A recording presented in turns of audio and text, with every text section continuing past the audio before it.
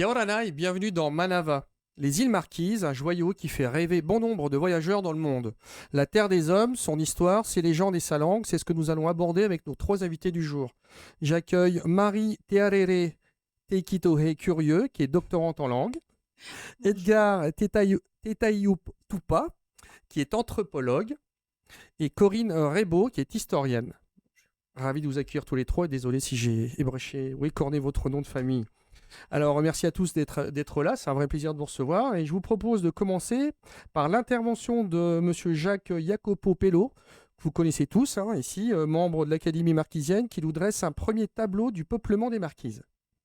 Toute cette période avant les Espagnols et jusqu'à l'arrivée du capitaine Cook, on n'a pas de documents dessus. C'est le travail des archéologues. Or, tout ce travail des archéologues, il est sujet à évolution. Quand je te dis, quand je suis arrivé aux Marquises il y a 30 ans, euh, les fouilles qui avaient été faites à Wapo, par exemple, par Piero Tino Garanger, d'après ces fouilles-là, sur une grotte en bord de mer, il faisait remonter les objets qu'il a trouvés, les hameçons, les choses comme ça, à 300 ans à peu près avant Jésus-Christ, enfin cette période-là avant Jésus-Christ. Et ensuite, des fouilles qui ont été faites plus récemment au cours des années 2009-2010 à Oahuka, Wahuna, ils ont bouleversé un petit peu ces données et fait remonter le peuplement tout au long du premier millénaire. Et donc tout ça, si tu veux, c'est une science en cours d'évolution. On n'a pas de certitude. On a comme ça des jalons tout au long du premier millénaire, mais on ne saura jamais, enfin on ne sait jamais. Sauf maintenant, avec les techniques qui évoluent, on peut évidemment placer l'arrivée des Marquisiens avec de plus en plus de précision. Edgar, les Marquises sont entourées de nombreuses légendes. Peux-tu nous conter la légende originelle de l'apparition des Marquises? Alors, c'est difficile de parler de légende originelle. Il n'y a pas de légende originelle dans les traditions orales. Il y a plusieurs légendes de création. Voilà, que ce soit ici ou partout ailleurs dans le monde. Parce qu'en fait, les légendes évoluent dans le temps. Les légendes évoluent aussi par rapport aux gens qui y habitent. Ça peut être des clans différents qui essaient de mettre en avant leur propre divinité d'une certaine manière. Mais je voudrais simplement synthétiser pour dire que les légendes, en tout cas de mon point de vue, en fait, donnent sens à une existence. C'est-à-dire que ça donne sens à l'existence des hommes par rapport à l'environnement, que ce soit la nature, la mer ou autre chose. Je n'ai pas trouvé de légende où il y a une moralité. Ça dit des choses et ça rend compréhensible l'existence des gens. Alors, concernant, voilà, Vas-y, vas-y. concernant par exemple la création des îles Marquises, bon, les peuples du Pacifique, notamment de Polynésie, partagent quasiment les mêmes divinités avec Tarawa à Tahiti, Tanao aux Marquises. Mais au fil du temps, Tanawa a perdu de sa notoriété et de son écho. À l'heure actuelle, il y a quelques divinités, notamment Atea et Atanua, pour la création des îles Marquises, mais aussi Tiki, qui est très important aux Marquises. Marie, en quoi les Marquisiens se démarquent-ils dans le paysage polynésien? Vaste question. Ils se démarquent de par leur nature. Donc, ils sont marquisiens du fait qu'ils habitent un archipel, un groupe d'îles, et qu'ensemble, ils partagent une même culture. Et quand on entend par culture, des habitudes alimentaires, ils ont en commun leur langue, même si on classifie aujourd'hui et qui sera peut-être amené à être à changer. Euh, la langue du Sud et celle du Nord. L'Académie marquisienne parle d'une langue marquisienne avec 6 parlers, comprenant en fait les spécificités de chaque île. Ensuite, on a nos danses, nos chants et la beauté de nos îles qui est incomparable. Alors, tu nous parlais des langues qui font partie du marquage d'identité, mais pourquoi est-ce qu'il y a une identité si forte? Pourquoi si forte? Parce que quand je vous parlais d'un groupe d'îles qui je devrais peut-être préciser un groupe d'îles isolées. Et on sait bien que du coup, les marquises subissent un double isolement. Hein, elle appartient à un ensemble plus vaste qu'est la Polynésie française. Et dans cet ensemble, elle est isolée.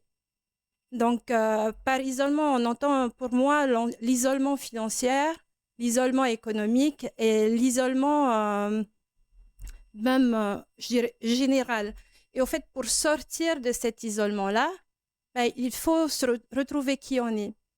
Et pour rappel, les Marquisiens ont failli disparaître au début du XXe siècle.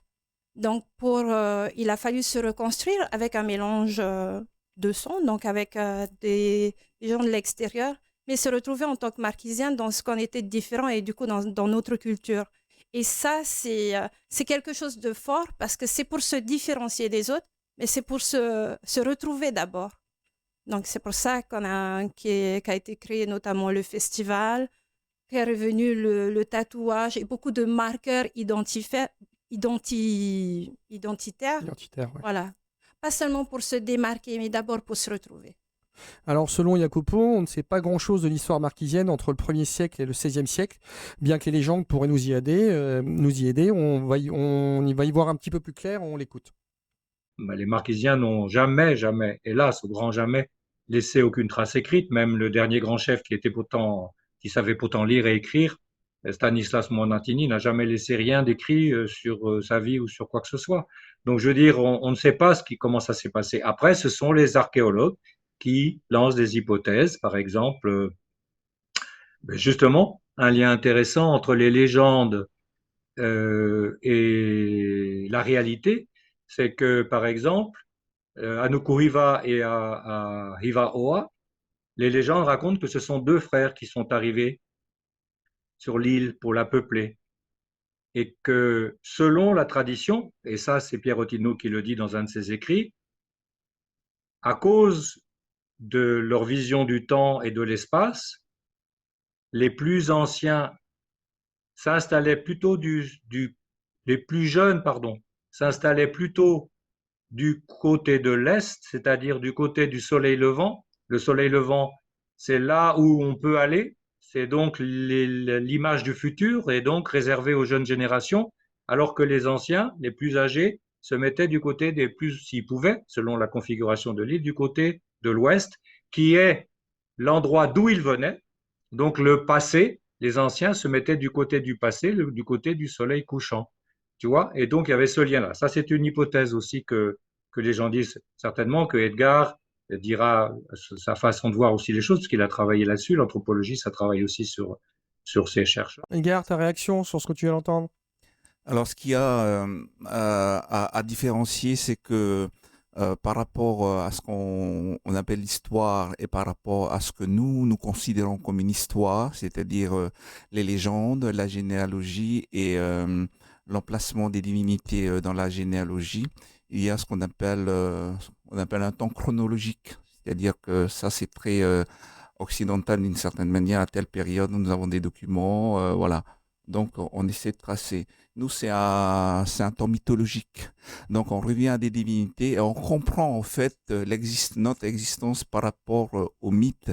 Et donc, c'est difficile de dater les mythes. Et c'est pour ça que c'est très brouillon, je le disais tout à l'heure. Mais néanmoins, on peut comprendre. Ce qui est important, c'est le sens en fait. C'est pas tant la chronologie comment dirais-je, dans quelque chose de précis. Mais il y a une chronologie par rapport à certains savoirs pour dire, bon, c'est avant telle période, c'est avant tel événement, je dis n'importe quoi, cataclysmique, ou bien sécheresse, par exemple, bon, pour pouvoir situer dans le temps. Mais c'est ça, voilà. Et c'est vrai que par rapport à la recherche scientifique, notamment archéologique, ça a beaucoup changé. Hein. Jacopo parlait de 300 ans, en fait, ce qui avait été affirmé par les anthropologues avant Jésus-Christ. Maintenant, on est proche du millénaire. En fait, c'est à 900, entre 900 et 1000. Situé, oui. Voilà. Alors, dans l'histoire des marquises, Corinne, l'année 1595 pose un premier jalon. Hein. Qu'est-ce qui s'est passé? Alors, c'est en 1595 que les Espagnols arrivent aux îles Marquises dans le sud dans le groupe sud. Alors, ces gens venaient du Pérou et n'avaient pas du tout pour objectif de s'arrêter dans ce qu'ils ont ensuite appelé les Marquises, c'est-à-dire qu'ils croisent ces îles du sud de l'archipel sur leur route parce que leur objectif était d'aller aux îles Salomon. Donc ils devaient traverser le Pacifique donc d'est en ouest depuis le Pérou jusqu'aux îles Salomon.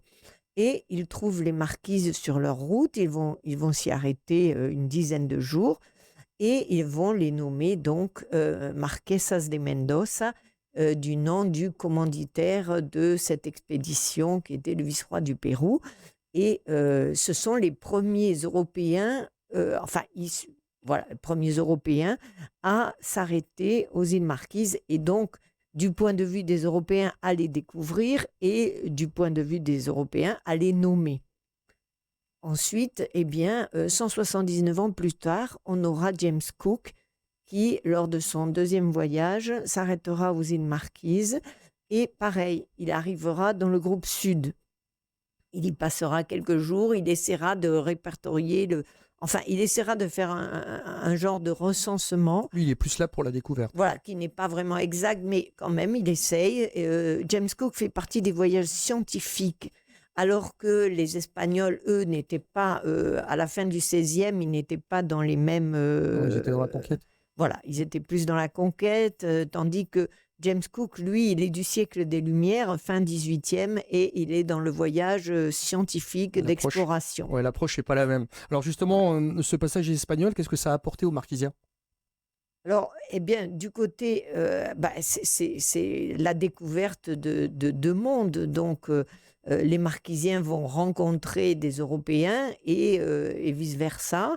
Ils vont ils vont se découvrir les uns les autres. Et même s'ils en avaient peut-être l'intuition, là, ça concrétise une intuition que des hommes venus d'ailleurs peuvent atteindre leurs îles avec des navires qui ne sont pas identiques aux leurs, mais qu'il y a quelqu'un d'autre au-delà de l'horizon, on pourrait dire ça.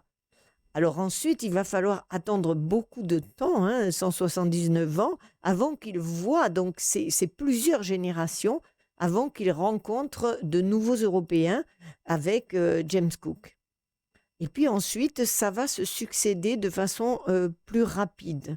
À partir de la fin 1791 et le début du 19e siècle, là, il y aura une succession d'explorateurs qui vont passer aux Marquises, toujours en général par le sud, et puis ensuite, ils vont atteindre la partie nord.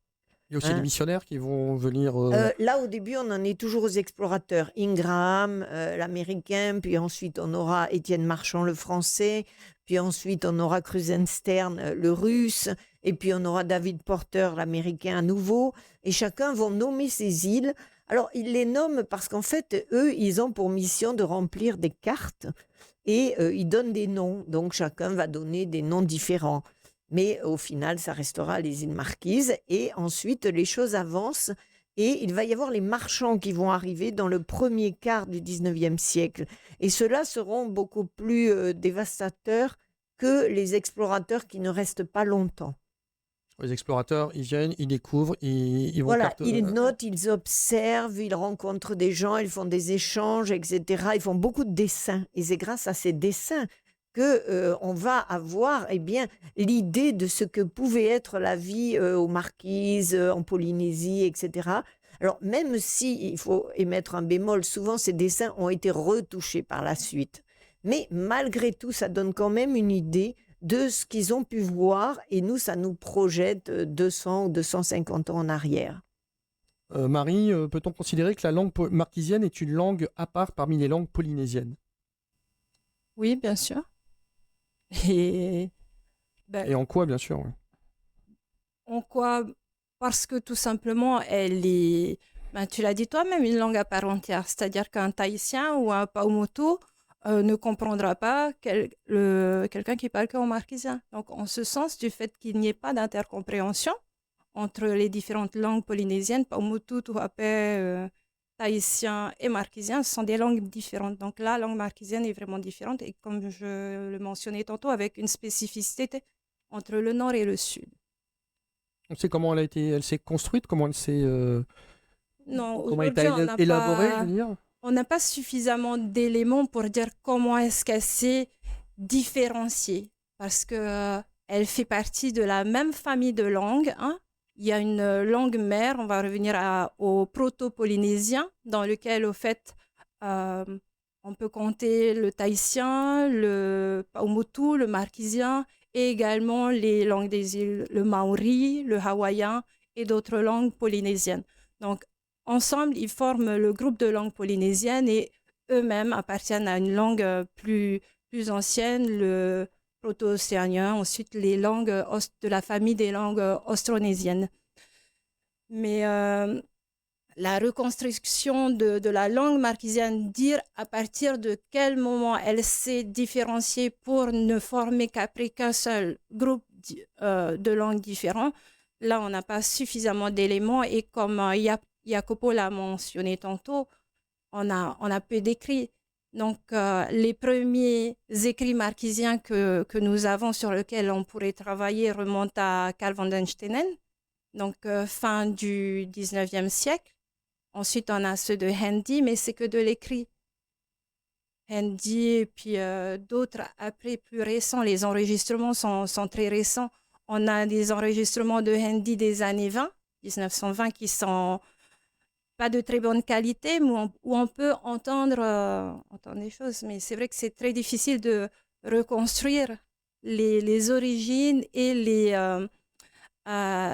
innovations ou de reconstruire l'histoire de cette langue. Edgar, je veux bien qu'on vienne sur le drapeau des marquises, qui est également le porteur de toute la représentation de la culture marquisienne. Donc 3 couleurs, le jaune, le rouge, le blanc, avec un tiki stylisé sur le blanc. Que représente chacun de ces éléments? Le tiki, c'est la divinité qui, en fait, majeure à l'heure actuelle aux îles Marquises, parce qu'on voit tiki partout.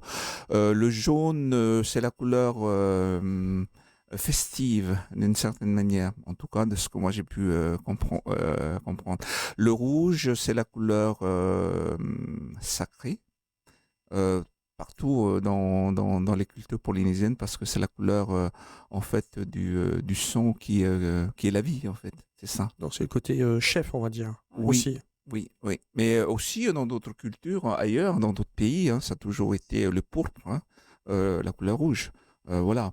Le blanc, en fait, c'est la couleur des divinités de la perfection aussi, voilà, de ce que j'ai pu comprendre.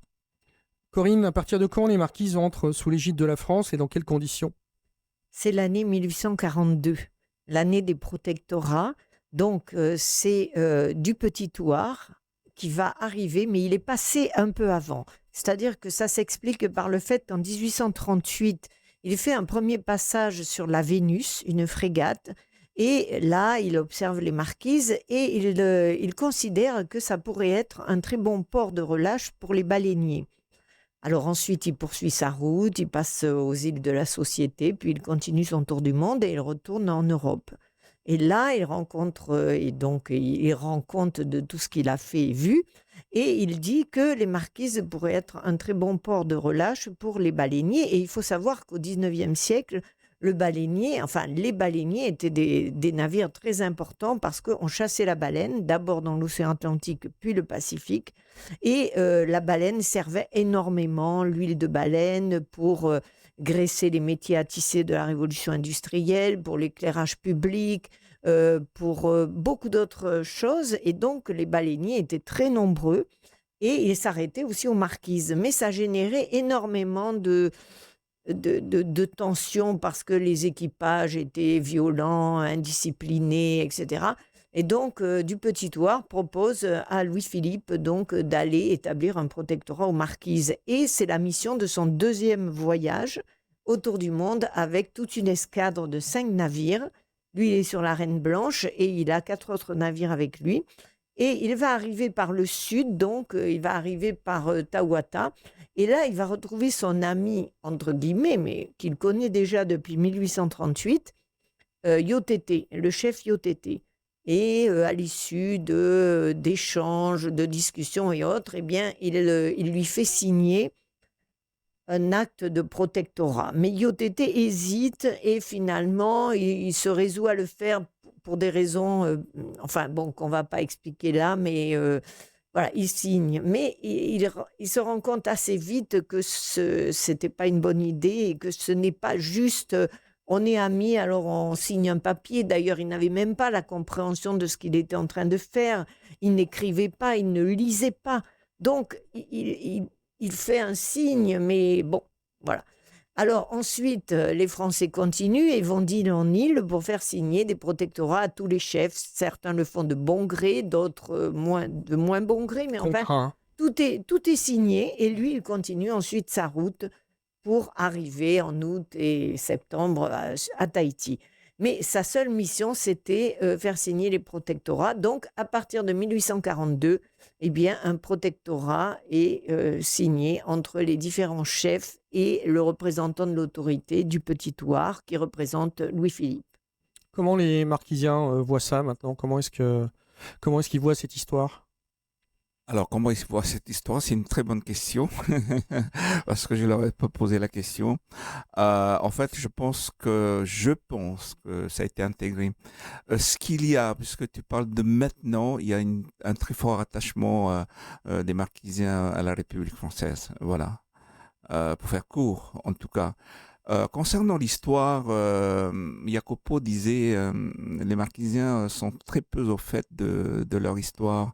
Et même aussi, je pense que je ne m'aventure pas en disant même aussi des légendes.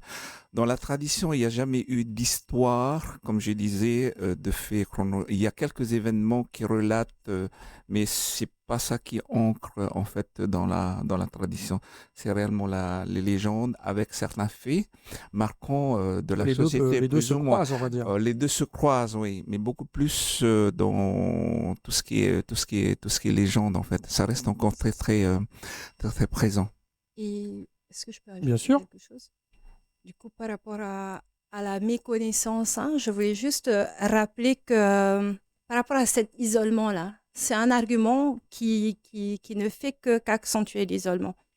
Alors, à l'école, déjà à la génération d'Edgar, parce que mes parents me racontaient que c'était déjà comme ça, mais on apprend l'histoire de France. Quand l'histoire polynésienne est entrée, c'est celle des Paumarés qu'il fallait apprendre. À aucun moment on apprend aux enfants que leur propre histoire et encore moins les légendes marquisiennes. Quand je suis entrée en 6e, donc c'était en 1990, il y a eu la première classe qu'on appelait le marquisien gestuel, où un de mes parents, en fait, racontait, mon grand-père, grand-oncle, racontait, en fait, les légendes marquisiennes. Donc, on est en 1990. Et où moi, à l'école primaire, j'apprenais l'histoire des Paumarés. Pas de tout gaieté de cœur, je dois l'avouer. Mais donc, ça participe à cet isolement, non seulement culturel, intellectuel et de connaissances. C'était certes de la tradition orale, mais comme je vous ai dit aussi tout à l'heure, on a failli disparaître. Donc, les garants de cette transmission orale qui ne se transmettait pas de quelqu'un à toute la population, mais à des élus, à des gens particuliers, cette transmission, à un moment donné, il y a eu une brisure, une cassure. Donc aujourd'hui, on l'a reconstruit. D'où cette fierté, le fait d'être capable de se relever malgré tout ça, parce que combien parier sur la disparition de cette culture marquisienne, énormément. Donc, alors maintenant, de résilience. L'entrée au patrimoine de l'UNESCO est une reconnaissance de la culture marquisienne. Quel est votre regard sur ça? Personnellement, oui, pour moi, c'est une fenêtre ouverte au monde. Et plutôt presque l'inverse, c'est-à-dire un focus et un focal sur les marquises. Et puis, à travers l'UNESCO, alors le premier objectif, c'est de préserver l'état actuel pour être capable, pour pouvoir transmettre aux générations futures au moins ce que les Marquisiens ont aujourd'hui. Et puis, les marquises à l'état actuel, c'est-à-dire ne pas se limiter à ce qui a été transmis, ce qui est véhiculé par le tourisme, c'est-à-dire Gauguin et Brel. Dans le dossier UNESCO Marquise, c'est pour montrer la beauté de ces îles, le côté naturel sauvage, préserver l'endémisme, sa richesse par l'endémisme des plantes, des animaux marins, des animaux terrestres, et puis la beauté de cette culture qui commence par la beauté de ce peuple. Edgar, ton point de vue? Oui, je rejoins le point de vue de Marie. Et j'ajouterais que, en fait, c'est une sacrée chance pour les marquises, parce que derrière tout ça, il y a toute une réflexion qui a été menée. Euh, le classement a été proposé eu égard aux différentes recherches qui ont été menées par des scientifiques. Et c'est sur cette base, en fait, parce que les scientifiques ont parlé beaucoup d'une valeur exceptionnelle des îles Marquises. Et c'est sur cette base. Et le souhait de l'UNESCO, c'est de transmettre, comme disait Marie, pour la génération future, tout ça. Mais accompagné de cette idée de valorisation, il y a tout un plan de gestion qui est en train de se faire à l'heure actuelle. Et en fait, pour résumer, le dossier UNESCO trace les limites, en fait, à prendre en garde. C'est-à-dire, à partir du moment où le développement sort, en fait, de cette vision, il y a un warning qui va se mettre en place qui dit faites attention, vous allez sortir vous allez mettre en péril en fait les valeurs exceptionnelles. Et donc il y a tout un ensemble de travail qui a été mené avec la population qui adhère à ce projet, avec les propositions de la population, puisque nous sommes allés avec Marie sur place et sur lieu à l'heure actuelle. Et maintenant, il y a tout un travail de peaufinement de ce plan de gestion avec des recommandations des experts de l'UNESCO. Et là, on va aller un peu plus loin sur les textes légiférant ce classement. Très bien, merci à tous les trois de nous avoir fait découvrir ou redécouvrir une si belle histoire qui est l'histoire marquisienne. Pour savoir où l'on va, il faut savoir d'où l'on vient. Merci encore de votre présence. Vous pourrez retrouver cette émission en replay sur le site de TNTV. Tout de suite, retrouvez le VA, votre journal en tahitien. On se retrouve lundi 17h15. Bon week-end sur TNTV.